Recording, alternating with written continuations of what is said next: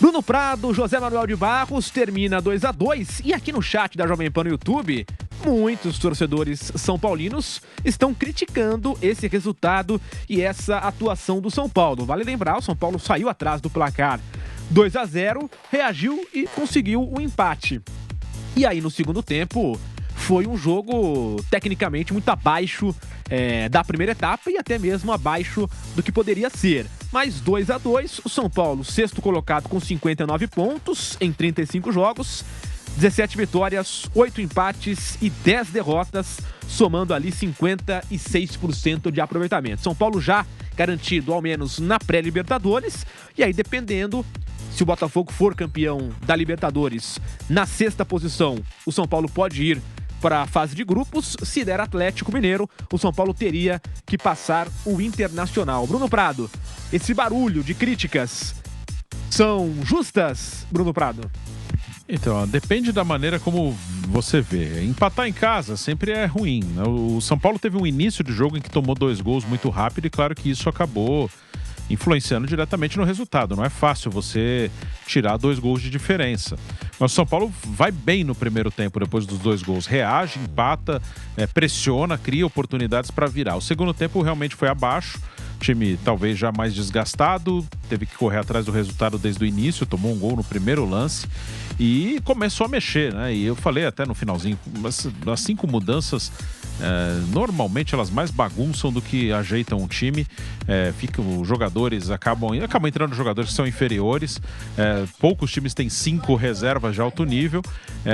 Então o São Paulo é um time que caiu de produção mesmo no segundo tempo. Aí tem o ponto. Eu acho que a campanha do São Paulo no campeonato, ela é mais ou menos o que o São Paulo pode fazer. Não acho que pode muito mais que isso. Pegar até como referência, isso já de um tempo. A partir do ano que vem o São Paulo vai começar um processo de reestruturação financeira, então vai ter alguns anos ainda mais complicados. Mas a ideia é que depois de, sei lá, se isso vai durar 3, 4 anos, é que o São Paulo volte a ser um time com capacidade de investimento para brigar ali hoje, que seria com o Palmeiras, com o Botafogo. O Fortaleza é um time que está fora da curva e é um exemplo muito legal, Fortaleza. O Flamengo, que pelo que o Flamengo tem de potencial financeiro, ele vai mal nos campeonatos brasileiros, que acho que aí tem muito a ver com escolhas do departamento de futebol do Flamengo, de que tudo vira um furacão. O Flamengo parece que tem um receio assim de deixar claro que de deixar as copas abaixo do campeonato, porque qualquer eliminação no Flamengo causa um inferno, vai tudo cair, vai todo mundo cair. Enfim, acho que é mais por escolhas do Flamengo, mas dentro do normal era pro Flamengo estar brigando ali ponto a ponto com o Palmeiras e com o Botafogo. O São Paulo hoje não tem essa capacidade. O campeonato de pontos corridos, ele mostra mais a realidade dos clubes. O São Paulo é um time muito chato, assim, no sentido de assim, jogar contra o São Paulo não é fácil. O São Paulo é um time que ele dificulta jogo para qualquer um, mas ele também tem muita dificuldade para vencer qualquer equipe da Série A. O São Paulo é um time que perdeu 2 vezes do Cuiabá no Campeonato Brasileiro, mas é o mesmo time que jogou 3 vezes com o Botafogo, 2 na Libertadores e 1 pelo Brasileiro, ainda vai jogar na última rodada de novo, e não perdeu nenhuma vez pro Botafogo, empatou as 3. É um time que nos últimos 2 anos eliminou o Palmeiras da Copa do Brasil, em 2023 e 2022. Então o São Paulo é um time, ele é competitivo, mas ele não sobra contra ninguém. São Paulo pega o Cuiabá em casa e sofre. Se não tiver, no máximo, ele sofre com o Cuiabá, com o Atlético Goianiense, com o Juventude, com o Criciúma. Aí pegando o Campeonato Paulista, sofre com o Novo Horizontino, que foi eliminado. Mas quando ele tá num nível de concentração alto, ele dá trabalho para Palmeiras, dá trabalho para Botafogo, dá trabalho para Flamengo. Mas no campeonato de soma de pontos corridos, ele pode ganhar um jogo fantástico ali. Esse ano nem aconteceu. A vitória, acho que mais forte assim foi contra o Cruzeiro no Mineirão com o time reserva. Mas já teve ano que o São Paulo ganhou do Palmeiras lá no estádio do Palmeiras, se enrolou com o time de baixo. Então nessa média é mais ou menos isso. O São Paulo, ele fez 3 campeonatos brasileiros bons, porque essa situação do São Paulo já é de alguns anos. 18, 19 e 20. Né? Ele ficou em 5º, 6º e 4º. Os pontos, em 18 e 19, ele fez 63 pontos. Foi em 5º e 6º. Em 20, que foi aquele ano que chegou a liderar com o Diniz e depois caiu, O São Paulo ficou em quarto, ele só fez 3 pontos a mais, fez 66. E aí, nos últimos anos, na gestão Casares, nos 3 anos da gestão Casares, o São Paulo priorizou Copas. 21, 22, 23, São Paulo priorizou outras competições. E foi mal no Brasileiro. Eu nem concordo com essa estratégia. Em 2021, ele priorizou o Paulista, né? E aí não teve férias de 20 para 21 por causa da pandemia. O São Paulo jogou com tudo, o Paulista se arrebentou, mas foi campeão e só foi vencer um jogo no Brasileiro depois da 10ª rodada. Então já começou desse jeito. Em 22 e 23 priorizou Copas. Em 22 chegou na final da Sul-Americana e na semifinal da Copa do Brasil. Não ganhou nenhuma das duas. Em 23 caiu nas quartas da Sul-Americana, mas ganhou a Copa do Brasil. Aí fica muito naquela. Se ganhou, deu tudo certo. Que foi o que aconteceu, mas não foi diferente 22 e 23. São Paulo priorizou as Copas. E como é um time chato, ele pode ganhar uma Copa eliminando o Palmeiras, ganhando uma final do Flamengo. É um time competitivo. Esse ano o São Paulo faz um brasileiro melhor do que nos outros anos. São Paulo nos últimos 3 anos foi 13º, foi 9º e 11º. Esse ano ele está em 6º, ele está com 59. Ele está a 7 pontos de igualar a campanha do Diniz de 2020. E está a 4 pontos de igualar as campanhas de 18 e 19, que foi 5º e 6º. Então é isso, hoje nos pontos corridos o máximo do São Paulo é isso aí, um pouco mais de 60 pontos. Porque o que o São Paulo tem de grana e de poder no mercado é isso. Daqui a alguns anos, se der certo essa reestruturação que o time vai passar, talvez aí chegue a brigar lá em cima, que é o que o São Paulo deveria fazer. Deveria ser esse o tamanho do São Paulo. É a 3ª maior torcida do país, tem um poder de arrecadação enorme, tem o seu estádio próprio, não está pagando estádio, como o Corinthians tem esse problema, além de outros. Como o Flamengo tem que tomar muito cuidado agora com essa questão do estádio, como que vai fazer. Então o São Paulo, se ele se arrumar, ele pode, daqui a alguns anos, naturalmente, estar ali brigando em cima. Hoje não pode. Hoje é isso aí, é 6º, com um pouquinho de sorte 5º, não faz muito mais que isso, não. José Manuel de Barros termina o jogo, São Paulo garante essa vaga na pré-Libertadores, ao menos neste momento, só que alguns torcedores criticando, né, essa atuação são paulina, esse resultado em casa. E agora, para você que nos acompanha pelo YouTube, os melhores momentos do jogo também na tela do YouTube e do aplicativo Panflix. Zé. Então, o Bruno fez uma explanação muito boa, trazendo assim os últimos anos do São Paulo. E o São Paulo hoje está no grupo, porque o Campeonato Brasileiro está ali mais ou menos dividido entre os 6 primeiros e depois há um salto de 12 pontos do 6º para o 7º, que é um segundo grupo. São Paulo faz parte do primeiro grupo. Mas qual é a sensação do torcedor? E por isso que ele fica decepcionado com esse resultado, com esse empate. O jogo em si, toma 2-0, busca o empate, mete 2 bolas na trave, qual é a expectativa? Vai voltar para o segundo tempo para ganhar o jogo. E ele não voltou para o segundo tempo para ganhar o jogo. Tem um adversário que talvez tenha sabido marcar, se reestruturou, fechou a casinha, aquela coisa toda. Mas aí o São Paulo também tinha que buscar, sei lá, uma alternativa, algum jeito de finalizar mais. Finalizou muito pouco no segundo tempo. O Galo não fez nada, só marcou. Mas o São Paulo também, como mandante do jogo, como quem estava jogando em casa, precisava ter feito mais no segundo tempo. E aí você volta para o jogo anterior de Bragança, que o São Paulino também sentiu que o time poderia ter vencido. Aquele jogo foi ruim. E o São Paulo foi muito mal e era para vencer. E você vai lembrar do que aconteceu contra o Criciúma, que foi um jogo horroroso, que era jogo que o São Paulo joga um pouquinho, ele podia ganhar também. Então você imagina, em 3 empates, se vem mais 6 pontos, o São Paulo iria para 65 pontos. Ele estaria em 3º lugar no Campeonato Brasileiro. Não dá, isso aí é uma conta muito positiva demais. Então, sei lá, uma vitória desses 3, 2 pontos a mais, e o São Paulo estaria ali coladinho no Inter. Quem sabe 2 vitórias, e o São Paulo já estaria no grupo daqueles que vão direto sem depender do Botafogo, para a fase de grupos da Copa Libertadores América. O problema é essa sensação, viu, Guilherme? De que ele perdeu a oportunidade de vencer alguns jogos que dava para ganhar. Contra o Criciúma lá dava para ganhar, contra o Bragantino lá em Bragança dava para ganhar, e o jogo de hoje dava para ganhar. E o São Paulo não ganhou. Por isso fica essa sensação de decepção por parte do torcedor do São Paulo.